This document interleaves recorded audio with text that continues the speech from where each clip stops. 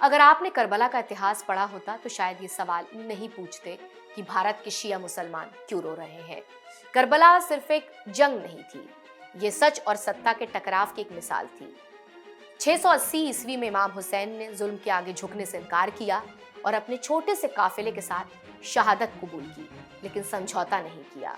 अब के दौर में जब लोगों को लगता है कि कहीं अन्याय हो रहा है, कहीं बेगुनाह मारे जा रहे हैं, तो उन्हें करबला की याद आती है, क्योंकि करबला सिर्फ 1400 साल पुरानी घटना नहीं थी, एक जिंदा एहसास है। इसी सोच, सत्य और सब्र और प्रतिरोध को आगे बढ़ाने की बात अली खामनेई बार बार करते रहे। उनके समर्थक मानते हैं कि उन्होंने सार्वजनिक तौर पर अन्याय के खिलाफ आवाज उठाने को करबला की रूह से जोड़ा। इसलिए जो लोग इमाम हुसैन की विचारधारा को मानते हैं, वो जब किसी ऐसे नेता को देखते हैं जो प्रतीकात्मक भाषा, सच के साथ जुड़ा रहा हो और सच से जुड़ने की बात करता हो, तो भावनात्मक जुड़ाव बनता है। यही वजह है कि मुस्लिम समुदाय उनकी शहादत की खबर पर दुख व्यक्त कर रहे हैं। उन्हें लगा कि एक ऐसी आवाज चली गई है जो करबला के संदेश की याद दिलाती थी। मैं फिर साफ कहना चाहती हूँ कि भारत के मुसलमान अली खामनेई के जाने पर इसलिए आंसू नहीं बहा रहे हैं कि इससे उन्हें कोई राजनीतिक लाभ मिलेगा।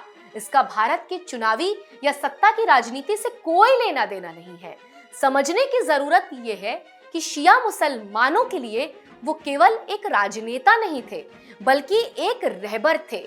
तमाम मुसलमान उनके जाने पर दुख मना रहे हैं। एक धार्मिक मार्गदर्शक के जैसे उन्हें वो देखते थे। जैसे हिंदू समाज में कोई गुरु, शंकराचार्य या आध्यात्मिक आचार्य होता है जिनके विचारों को लोग अपने जीवन का मार्ग मानते हैं, उसी तरह शियाओं के लिए उनका स्थान था। करबला की लड़ाई सिर्फ एक ऐतिहासिक घटना नहीं थी, बल्कि अन्याय के खिलाफ खड़े होने की मिसाल मानी जाती है। महात्मा गांधी ने कहा था कि उन्होंने अन्याय के खिलाफ संघर्ष की प्रेरणा इमाम हुसैन से ली है। देश के पूर्व प्रधानमंत्री जवाहरलाल नेहरू ने भी करबला को इंसाफ और बलिदान की प्रतीक घटना बताया। हाल के वर्षों में प्रधानमंत्री नरेंद्र मोदी ने भी मुहर्रम के अवसर पर इमाम हुसैन के बलिदान को याद करते हुए कहा कि उनका संदेश इंसानियत, त्याग और सच्चाई के लिए खड़े होने का है। इसी विचारधारा को कई मुस्लिम समुदाय अपने उसूल के रूप में देखते हैं कि सत्ता से बड़ा सच है और ताकत से बड़ा न्याय। इसी संदर्भ में बहुत से लोग मानते हैं कि खामनेई साहब खुद को उसी राह का पैरोकार बताते थे, अन्याय के खिलाफ आवाज उठाने की राह।